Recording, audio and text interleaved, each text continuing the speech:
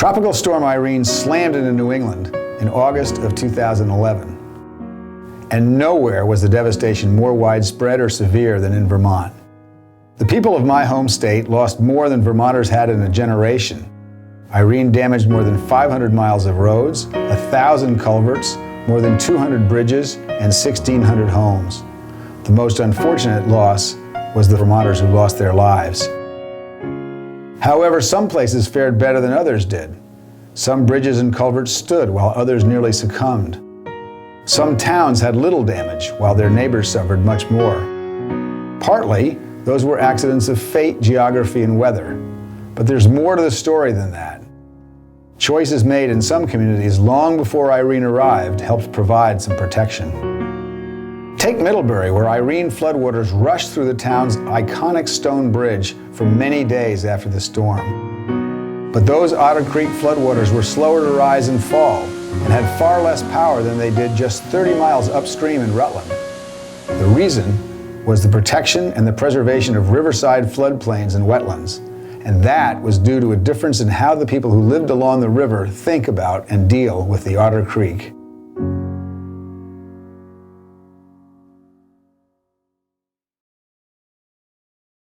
We have a set of gauges in Vermont that measure the amount of flow that's going by, the flow that's produced in the watershed that flows into that given point. These gauges measure the amount of flow. In Rutland, we had somewhere in the neighborhood of 14 or 15,000 cubic feet per second that was going down the Otter Creek at that point in the watershed.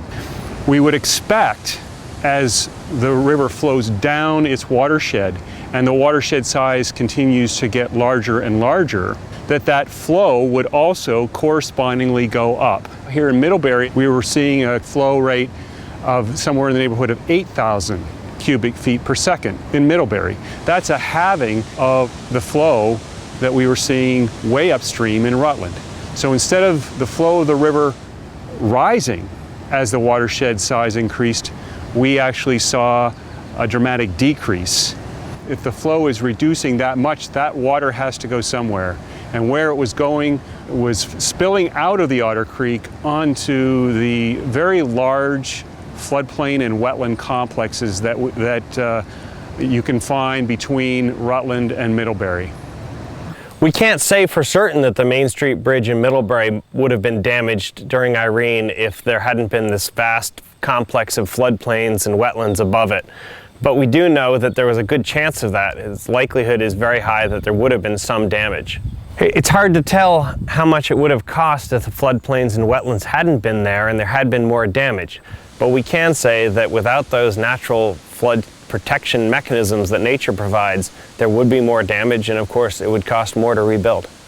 Otter Creek Swamps is the largest forested swamp complex in all of New England. This swamp complex extends from the southern edge of Brandon to the southern edge of Middlebury. There are 8,700 acres of forested natural communities, some of it's swamp, some of it's floodplain forest. It's a whole mosaic of 10 different natural community types. The natural process that makes this landscape tick is flooding. One of the really important functions of wetlands is that they retain floodwaters, and part of the way that they do this is by letting the water come up, and then with all the duff layer and the irregular surface, it holds the water a little bit and the ground gets saturated, and then the water slowly goes down where the river has access to the floodplain and when there's wetlands in there, and those hydric soils really hold on to the water quite a bit. So in the case between Middlebury and Brandon, there's a pretty extensive wetland complex in there, and those wetlands absorb that floodwaters as they come screaming down the mountains and into the valley bottoms. And in instances where you don't have that type of a wetland complex, the waters scour and pick up velocity, and the more they scour, the more sediment they pick up, and the more sediment that they pick up, the more erosive force they have. So it just becomes cumulative down the watershed instead of attenuating some of those impacts, the velocity and the volume as well. So putting those wetland complexes in between is like putting a release valve in the system. Vermont and the country have a no net loss of wetlands policy, but in reality we just haven't seen that. Every day we lose more and more wetlands. Unless something is, officially recognized and placed in protection, those wetlands are perpetually at risk. The Nature Conservancy owns 664 acres of land throughout the Otter Creek swamps. Some of it is in big chunks, some of it is in little parcels, but we are interested in adding to our ownership. We're in it for the long haul, so we're willing to wait. We're always there. If a landowner changes their mind, we're still interested in talking with them. There's a tremendous call after a flood event especially to get back in the rivers and create more capacity. We see that all over the state. What's unique, I think, about the Otter Creek Valley is that we don't hear from one year to the next, let's get into the Otter and straighten it or deepen it. I think these wetlands and these floodplains have been protected, and every year they flood. You see the signs, bridge closed, and people go around. There's the road blockades are there. People almost on an annual basis are accustomed to this phenomena of the floodplains flooded. And so the expectation that we should be changing that, or that's not acceptable, I think influences or maybe accounts for why there isn't the large cry to change the Otter Creek. The water came quite high up into the hayfield. It totally engulfed the pond, and historically no one has ever seen it that high here. And what happens when we have a flood event is that we have the initial water rising, and then as the catch basin starts to capture it all, it keeps rising for 2 or 3 days. So it keeps getting higher and higher and higher, even though the event is over. Irene was a phenomenon that took everyone by surprise, but as a natural occurrence every year, usually we have a large January melt, and then the floods in the spring from the snow melt and the rain. The road is always closed, the fields are always flooded, and this becomes a park. It's like an ephemeral lake. When we look out, it looks like we live on Lake Champlain. It's just unbelievable. So there's always something magnificent to see all different times of the year.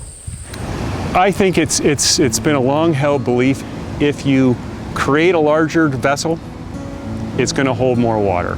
And I think people have always wanted to dig the rivers deeper, to straighten them so that the water stays within the channel and leaves your portion of the valley as quickly as possible.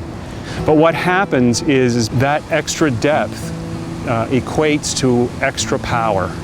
A river is powerful by virtue of its slope and its depth. And when we make the river steeper by straightening it and deeper by dredging or berming it, it becomes more powerful.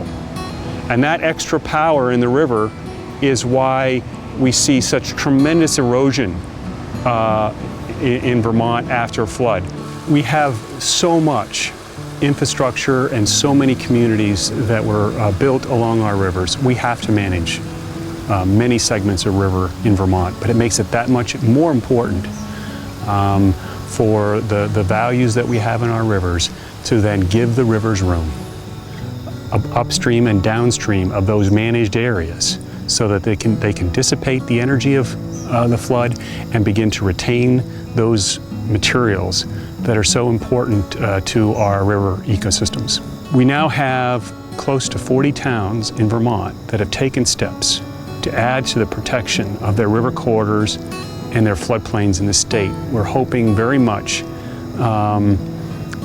to work with more and more communities and take the steps at the community level that they can take to lower their vulnerability during floods.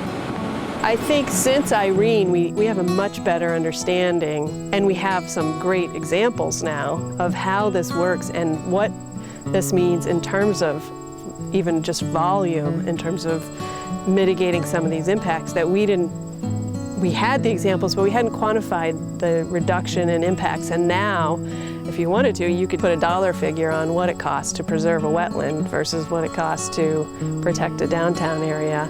And I think in most instances, you'd see it's a lot more cost efficient to preserve a wetland and have those natural ecosystem services to protect the next downtown than it is to develop the wetland and lose all those functions that we're finding more and more are extremely difficult to recreate as humans any better than they happen naturally.